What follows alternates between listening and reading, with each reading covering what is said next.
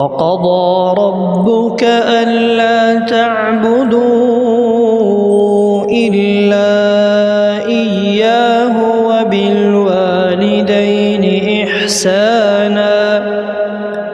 إما يبلغن عندك الكبر أحدهما أو كلاهما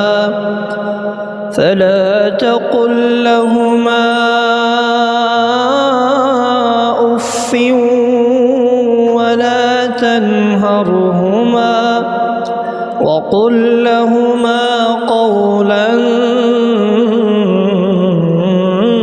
كريما واخفض لهما جناح الذل من الرحمة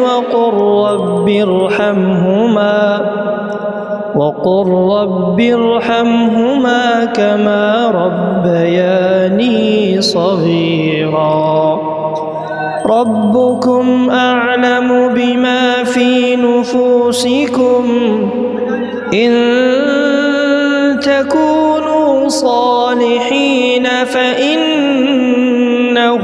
كان للأوابين غفورا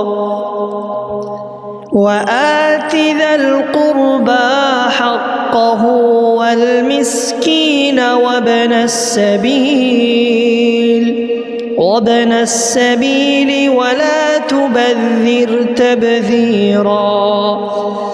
إن المبذرين كانوا إخوان الشياطين وكان الشيطان لربه كفورا وإما تعرضن عنهم ابتغاء رحمة من ربك ترجوها فقل لهم قولا ميسورا ولا تجعل يدك مغلولة إلى عنقك ولا تبسطها كل البسط فتقعد ملوما محسورا